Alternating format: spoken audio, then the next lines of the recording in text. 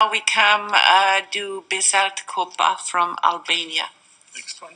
And the next one will be Maxim Lyushan from Ukraine. Thank you, Mrs. President.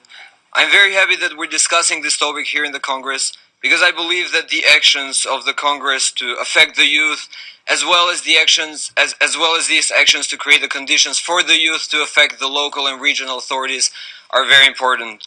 I will echo Mr. Neumann, who yesterday stated that the academia is imperative in the development of intercultural and interreligious activities, as he further developed in his report. I will also echo Mr. Saint Prod, who called upon the ignorance as a major contributing factor towards the surge of radicalization in Europe.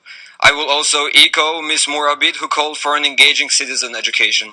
Yesterday's discussion on the raising challenges of creating intercultural societies, strategies of combating radicalization at grassroots level, and integrating refugees at the local level kept circling and being concluded at one factor: the youth. The European youth, the refugee youth, the radical youth. Because the youth of today is the reflection of local and regional authorities of tomorrow, and the youth of today will ideally in the future be leading this meeting same as you are right now.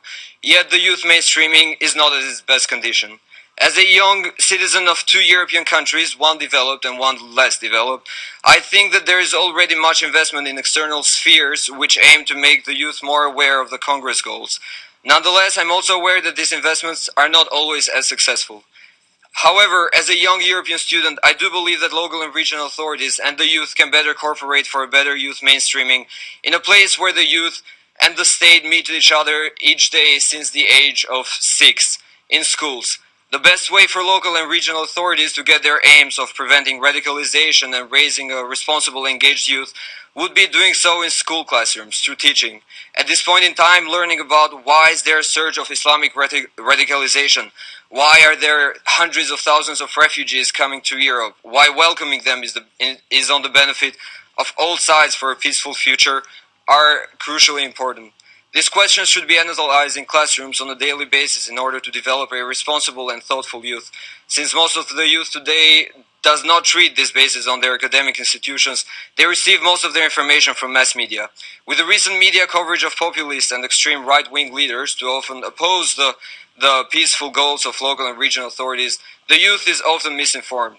It is extremely worrying that many young people across the region are being misinformed about events which are closely bound to the state of our future. Adding current affairs as well as significant past affairs to local and regional academic institutions' curriculum would result in an aware youth which will better know how to face and solve problems of the future.